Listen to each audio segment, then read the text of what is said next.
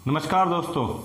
तो आज मैं आपके सम्मुख उपस्थित हूँ विपरीत नदियों को लेकर। विपरीत नदियों से तात्पर्य अरब सागर में गिरने वाली नदियाँ। अब इनको विपरीत नदियाँ क्यों कहा जाता है, पहले ये जान लेते हैं। देखिए, हमने पहले से पढ़ा था कि भारत में जो पश्चिमी घाट है वहाँ पर ऊंची ऊंची चोटियाँ हैं अपेक्षाकृत पूर्वी घाट के। पूर्वी घाट में छोटी चोटियाँ हैं, तो नदी का जो ढाल है वो इधर को होना चाहिए, यानी कि ऊंची चोटियां होने की वजह से ज़्यादातर नदियां, चाहे गोदावरी हो, कृष्णा हो, कावेरी हो, पेनार हो, प्रमुख नदियां यहीं से निकलती हैं और इस तरफ को जाती हैं। अगर कोई चोटी इस तरह से ऊंची है तो देखिए नदी कभी भी इस चोटी को क्रॉस नहीं करेगी, यानी कि गुरुत्वाकर्षण बल के विरुद्ध नहीं जाती है। वो ढाल के अपेक्षाकृत जहाँ छोटी पहाड़ियाँ होंगी इस तरह से ही बहेगी। लेकिन यदि नदी पहाड़ी के विपरीत दिशा से निकलती है और उसका ढाल उल्टा चला जाता है तो इस तरह की नदियों को हम विपरीत नदी कहते हैं, यानी कि ढाल के विपरीत। जो ढाल नीचे को है वहां ना होकर के पश्चिम की तरफ जाने वाली नदियों को हम विपरीत नदी बोलते हैं। विपरीत नदियों में सामान्यतः सारी नदियां वो हैं जो अरब सागर में गिरती हैं। ध्यान से देखिए, आप मानचित्र में आपको नजर आ रहा होगा, इधर अरब सागर है, यहाँ पर गिरने वाली सारी नदियां विपरीत नदियां कहलाती हैं। अब एक बात और ध्यान देने वाली बात यह है कि पश्चिमी घाट में ऊंची चोटियां होने के कारण जो नदियां निकलती हैं पश्चिमी घाट में अरब सागर में गिरने वाली वो छोटी होती हैं, क्योंकि ढाल उतना लंबा नहीं है। यहाँ पर छोटी छोटी चोटियां हैं, यहाँ ऊंची हैं, जिस वजह से पहाड़ी के उस पार से जो नदी निकलेगी वो छोटी ही होगी और वहीं पर गिर जाएगी। यहाँ पर देखिए समुद्र किनारे ठीक ऊंची चोटियां हैं, जिस कारण जो नदी अरब सागर में गिरेगी पश्चिमी घाट से वो डेल्टा नहीं बना सकती, क्योंकि किनारे पर ही ऊंची चोटियां हैं समुद्र के, तो वो धड़ाम से नीचे गिरती हैं परम, क्योंकि ऊंची चोटी से समुद्र का रास्ता बहुत कम होता है। जिस कारण पश्चिमी घाट के इस क्षेत्र में जो भी नदी अरब सागर में गिरेगी वो झरना अवश्य बनाएगी, यानी कि जल प्रपात बनाएगी। और जब वो समुद्र में गिरने वाली होगी तो वो बनाएगी एस्चुरीज। आप समझ पा रहे होंगे, जो पूर्वी घाट है यहाँ पर चोटियां छोटी हैं और समुद्र किनारे एक प्लेन मैदान है जिस पर डेल्टा निर्मित होता है, पर यहाँ प्लेन मैदान ना होकर ऊंची चोटियां ही हैं, जिस वजह से यहाँ पर झरने निर्मित होते हैं। और जो नदी ऊपर गिरेगी, ध्यान से देखिए आप, जो पश्चिमी घाट से ऊपर गिरेंगी वो नदी आराम से प्लेन मैदान में ढाल के अनुरूप जा सकती हैं, परंतु अरब सागर की अपेक्षा खंबात की खाड़ी में ही गिरेंगी। नीचे से गिरने वाली नदियां, यहाँ से पश्चिमी घाट आरंभ होता है सूरत के नीचे से, यहाँ से गिरने वाली नदियां छोटी नदियां होंगी जो अरब सागर में गिरेंगी। ये तो थी विपरीत नदियों की कहानी। अब हम बात करते हैं विपरीत नदियों में अरब सागर में गिरने वाली प्रमुख नदियों की। विपरीत नदियों में सबसे बड़ी नदी जो अरब सागर में गिरती है वह है नर्मदा। आपको मानचित्र में भी नजर आ रहा होगा, ये नर्मदा है। नर्मदा नदी अमरकंटक से निकलती है। अब हम बात करते हैं उत्तर से। सबसे उत्तर में आप देखिए लूनी नदी आपको नजर आ रही होगी। ये लूनी नदी आपको समुद्र में गिरते हुए नहीं दिख रही होगी, जबकि ये कच्छ के रन में विलीन होती नजर आ रही होगी। देखिए आप, ये लूनी नदी है जो अरावली पर्वतमाला की नाग पहाड़ी से निकलती है। लूनी नदी देख रहे हैं आप, लूनी नदी अरावली पर्वतमाला की नाग पहाड़ी से निकलती है और उसके बाद वो कच्छ के रन में जाकर गायब हो जाती है। मजेदार बात यह है कि लूनी नदी के किनारे पर एक शहर बसा है, राजस्थान का प्रमुख शहर, उसका नाम है अजमेर। नोट भी करते जाइए आप, लूनी नदी के किनारे ही अजमेर है। ये अरावली के नाग पहाड़ी से निकलती है और कच्छ के रन में जाकर के लुप्त हो जाती है। दूसरी नदी है साबरमती नदी। साबरमती नदी भी अरावली के धोबार झील से निकलती है।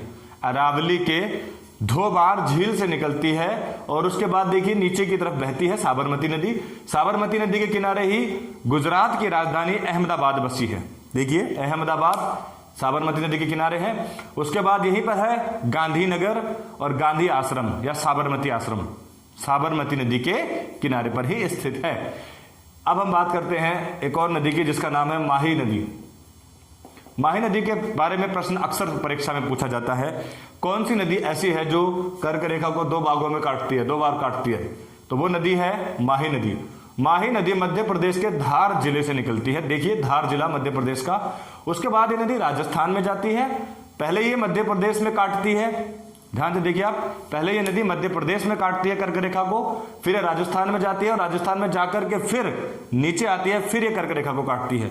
इसीलिए माही नदी कर्क रेखा को दो बार काटने वाली नदी है और उसके बाद ये नदी जाकर खंबात की खाड़ी में गिर जाती है।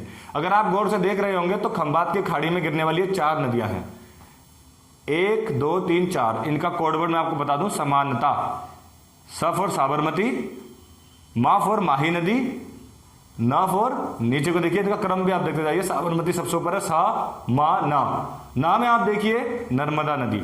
नर्मदा नदी अरब सागर में गिरने वाली सबसे बड़ी नदी है, आपको नजर आ रहा होगा। ये अमरकंटक से निकलती है।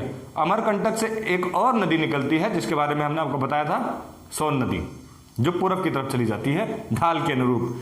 देखिए, अमरकंटक से निकलने वाली नर्मदा नदी को मध्य प्रदेश की जीवन रेखा भी कहा जाता है। मध्य प्रदेश में ही यहाँ पर है धुआंधार जलप्रपात। देखिए आप, धुआंधार जलप्रपात भी मध्य प्रदेश का नर्मदा नदी पर ही स्थित है। उसके अतिरिक्त नर्मदा नदी पर है मध्य प्रदेश का हाई कोर्ट जबलपुर, यह भी यहीं पर है, नर्मदा नदी के किनारे पर जबलपुर। नर्मदा नदी पर एक और है, मैं आपको बता दूं, सरदार सरोवर बांध, जिसके बारे में परीक्षा में कई बार पूछा गया है, नर्मदा नदी के किनारे पर ही है, ध्यान से देखिए आप। और नर्मदा नदी पर स्टैच्यू ऑफ यूनिटी भी है सरदार वल्लभ भाई पटेल जी की। ठीक, नर्मदा नदी रिफ्ट वैली में बहती है। किस में बहती है? रिफ्ट वैली में। रिफ्ट वैली से तात्पर्य यह है कि यहां पर ऊपर देखिए आप, ऊपर विंध्याचल है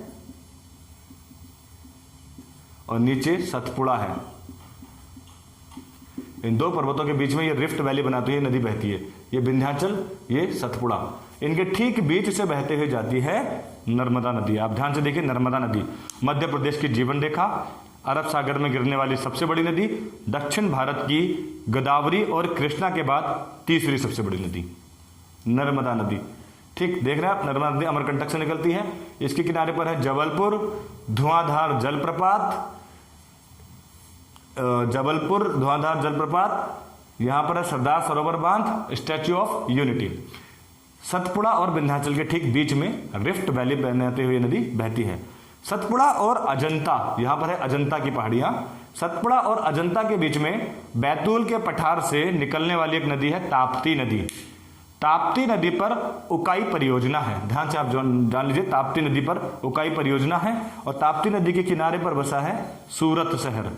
ताप्ती नदी भी नर्मदा नदी की तरह रिफ्ट वैली में बहती है। ये अजंता और सतपुड़ा पर्वतमाला के ठीक बीच में बहती है। नोट भी करते जाइए आप, जो नोट करें, ये नदी भी खंबात की घाटी में गिरती है। समानता, सा फॉर साबरमती, मा फॉर माही, ना फॉर नर्मदा और ता फॉर ताप्ती, ये चार नदियां यहां पर गिरती हैं। ताप्ती और नर्मदा दोनों एस्चुरीज बनाती हैं, ज्वारमुख एस्चुरीज बनाती हैं, ये डेल्टा नहीं बनाती। देखिए, उसके बाद पश्चिमी घाट में ढाल इधर होने के कारण हमें नदियां नजर नहीं आती, परंतु गोवा में दो छोटी छोटी नदियां हैं, बड़ी महत्वपूर्ण वो नदियां हैं। उन नदियों के नाम हैं मंडावी और जुआरी। अभी मैंने आपको बताया कि अब पश्चिमी घाट की ऊंची चोटियों से नदियां उस पार से निकलकर अरब सागर में गिरेंगी, निश्चित तौर पर ये झरना बनाएंगी। यहां पर झरनों का भी जिक्र होगा। ऊपर देखिए आप मंडावी नदी को, मंडावी नदी अति महत्वपूर्ण इसलिए है, ये कर्नाटक और गोवा में बहती है। मंडावी नदी कर्नाटक के भीमगढ़ से नदी निकलती है। मंडावी नदी के किनारे पर है गोवा की राजधानी पणजी। गोवा की राजधानी पणजी मंडावी नदी के किनारे पर है। देखिए, भीमगढ़ से निकलती है। मंडावी नदी पर अक्सर परीक्षा में पूछे जाने वाला एक जलप्रपात है, दूध सागर जलप्रपात, पूछा जाता है परीक्षा में। मंडावी नदी के किनारे पर है दूध सागर जलप्रपात। ठीक, उसके नीचे आप देखिए, गोवा की सबसे बड़ी नदी जुआरी नदी, यहां पर आपको नजर आ रहा होगा, ये हेमद बरसेम से निकलती है। हेमद बरसेम जुआरी नदी, जुआरी नदी के किनारे पर है गोवा का बंदरगाह और भारत के 13 प्रमुख बड़े बंदरगाहों में से एक मारमा गोवा या मारमा गांव, वो जुआरी नदी पर स्थित है। बड़ी सुंदर जगह है गोवा, पर्यटक स्थल भी है। ये दोनों नदियां मिलकर एक अच्छा साइन भी देती हैं। आप गूगल सर्च पर उस लोकेशन को देख सकते हैं, बड़ी सुंदर जगह है वो। उसके बाद हम देखते हैं झरने बनाने वाली नदियों में कर्नाटक के शिमोगा से निकलती है शरावती नदी। ध्यान से सुनिए आप, कर्नाटक के शिमोगा से निकलती है शरावती नदी। शरावती नदी पर है भारत का सबसे ऊंचा झरना, सबसे ऊंचा जलप्रपात। मैंने अभी आपको बताया कि ये नदियां जलप्रपात ही बनाती हैं। उस जलप्रपात का नाम है जोग या गरसोप्पा, जोग गरसोप्पा, जिसको अब आप महात्मा गांधी जलप्रपात के नाम से भी जानते हैं। शिमोगा से निकलती है कर्नाटक के, उसके बाद ये नदी अरब सागर में गिर जाती है, भारत का सबसे ऊंचा जलप्रपात बनाते हुए। उसके बाद हम जब दक्षिण की तरफ बढ़ते हैं तो देखिए आप, कर्नाटक में देखिए, कर्नाटक और तमिलनाडु और केरला के बॉर्डर पर भारत भुजा, कर्नाटक से साउथ में कर्नाटक के साउथ में अन्नामलाई की पहाड़ी से, अन्नामलाई की पहाड़ी में दक्षिण भारत की सबसे ऊंची चोटी है अनाईमुडी, नीलगिरी घाट के नीचे है। आप मेरे पिछले वीडियोस में आराम से देख सकते हैं उस चीज को, अन्नामलाई की पहाड़ी। वहां से नदी निकलती है अन्नामलाई की पहाड़ी के बाद, ये नदी जाकर के गिरती है अरब सागर में, भारतभुजा नदी। ध्यान से देख लीजिए, इस नदी का एक और नाम है नीला नदी, ध्यान से नोट भी करते जाइए आप, नीला नदी, भारतभुजा नदी। उसके बाद पेरियर नदी, पेरियर जलप्रपात भी यहीं इसी पर है, पेरियर राष्ट्रीय उद्यान भी यहीं पर है। ये निकलती है शिवगिरी की पहाड़ियों से, शिवगिरी की पहाड़ी तमिलनाडु में, वहां से केरल को क्रॉस करते हुए ये नदी गिरती है कहां, अरब सागर में। नोट करते जाइए आप, पेरियार नदी। अंतिम नदी यहां पर जो आपको नजर आ रही होगी वो है पंबा नदी। देखिए पंबा नदी, पंबा नदी निकलती है पुलाची मलाई की पहाड़ी से, पुलाची मलाई की पहाड़ी से, सबसे दक्षिण में आपको नजर आ रही होगी। अब क्यों महत्वपूर्ण है पंबा नदी? पंबा नदी के किनारे है एक लैगून झील जो बड़ी प्रसिद्ध है, न सिर्फ देखने के लिए बल्कि परीक्षा के दृष्टिकोण से भी अत्यंत महत्वपूर्ण है, बेम्बानाथ झील। ध्यान से सुनिए, बेम्बानाथ झील पंबा नदी के किनारे पर स्थित है केरल में। आप उसको इंटरनेट पर देखिए, बड़ी सुंदर वो जगह है, पुलाची मलाई की पहाड़ी से ये निकलती है। देखिए नोट करने वाली बातें इसमें, नर्मदा, धुआंधार जलप्रपात, सरदार सरोवर बांध, मध्य प्रदेश की जीवन रेखा है। हाँ, साबरमती को प्रदूषित नदी भी कहा जाता है, साबरमती का दूसरा नाम प्रदूषित नदी भी है। नोट करें तो आप नोट करते जाइए और मुझे कमेंट बॉक्स में जरूर बताइए आपको अध्याय कैसा लगा। धन्यवाद।